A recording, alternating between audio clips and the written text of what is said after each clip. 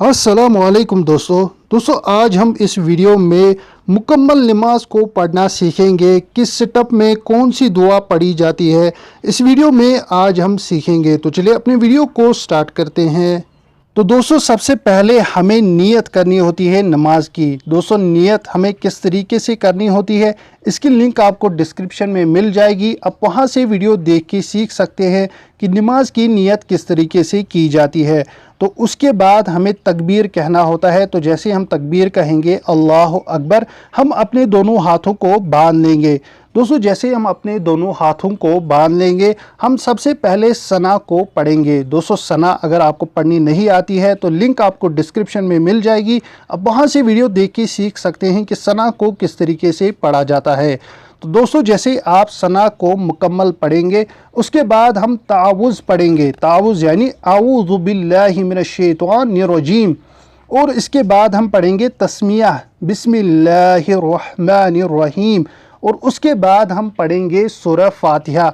सूरह फातिहा अगर आपको नहीं पढ़ना आता है तो इसकी भी लिंक आपको डिस्क्रिप्शन में मिल जाएगी। आप वहां से सीख सकते हैं कि सूरह फातिहा को किस तरीके से पढ़ा जाता है। तो दोस्तों जैसे आप सूरह फातिहा मुकम्मल पढ़ लेंगे उसके बाद आप कुरान शरीफ से कोई भी सूरह पढ़ेंगे। जैसे सूरह इखलास। सूरह इखलास अगर आपको पढ़ना नहीं आता है तो इसकी भी लिंक आपको डिस्क्रिप्शन में मिल जाएगी। तो सबसे पहले दोस्तों हमने क्या किया, हमने तकबीर कहा अल्लाह अकबर, अपने दोनों हाथों को बांध लिया। उसके बाद सना पढ़ी, उसके बाद हमने तावुज़ पढ़ा, उसके बाद हमने तस्मिया पढ़ा और उसके बाद हमने सूरह फातिहा पढ़ा। उस सूरह फातिहा मुकम्मल पढ़ने के बाद हमने सूरह इखलास को भी पढ़ा।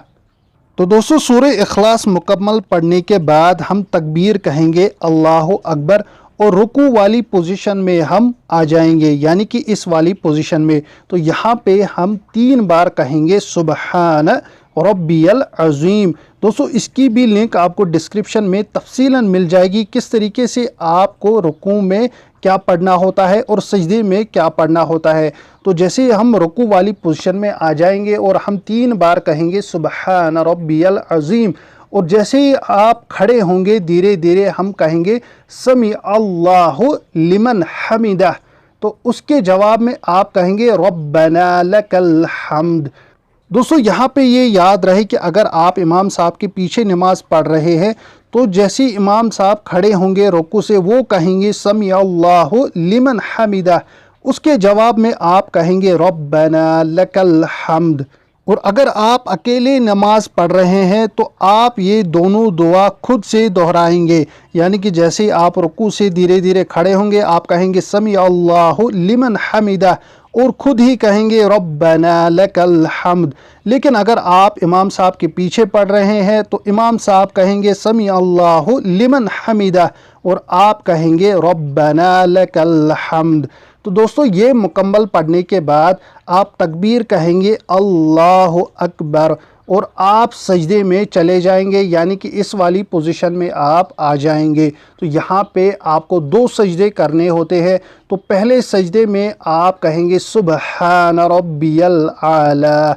तो ये भी आप 3 मरतबा पढ़ेंगे और अल्लाह अकबर कहकर तशाहुद वाली पोजीशन में आ जाएंगे और फिर से अल्लाह अकबर कहकर सजदे में चले जाएंगे और सुबहान रब्बियल आला 3 मरतबा फिर से पढ़ेंगे और फिर अल्लाह अकबर कहकर फिर से तशाहुद वाली पोजीशन में आप आ जाएंगे। तो दोस्तों 2 सजदे मुकम्मल करने के बाद अब आप इस वाली पोजीशन में होंगे, यानी कि तशाहुद वाली पोजीशन में होंगे और यहाँ पे आपको सबसे पहले अताहियातु पढ़ना होता है। अगर आपको ये नहीं पढ़ना आता है तो इसकी भी लिंक आपको डिस्क्रिप्शन में मिल जाएगी, आप वहाँ से वीडियो देख के सीख सकते हैं। तो दोस्तों ये मुकम्मल पढ़ने के बाद अताहियातु मुकम्मल पढ़ने के बाद आप इसके बाद दुरूद शरीफ पढ़ेंगे। दुरूद शरीफ अगर आपको पढ़ना नहीं आता है तो इसकी भी लिंक आपको डिस्क्रिप्शन में मिल जाएगी, आप वहाँ से वीडियो देख के सीख सकते हैं कि दुरूद शरीफ को किस तरीके से पढ़ा जाता है। तो जैसे आप दुरूद शरीफ को मुकम्मल पढ़ लेंगे उसके बाद आप दुआ पढ़ेंगे, यानी कि सबसे पहले हमने क्या पढ़ा, अताहियातु पढ़ा, उसके बाद हमने दुरूद शरीफ पढ़ा और उसके बाद हम क्या करेंगे, हम दुआ को पढ़ेंगे, यानी कि जिसे दुरूद के बाद की दुआ कहा जाता है।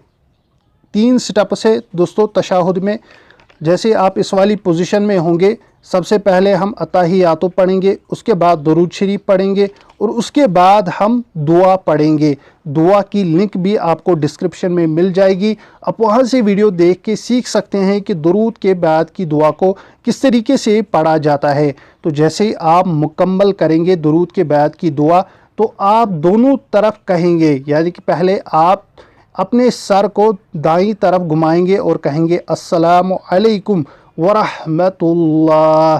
फिर आप बाईं तरफ अपना सर घुमाएंगे और कहेंगे अस्सलामु अलैकुम वरहमतुल्लाह।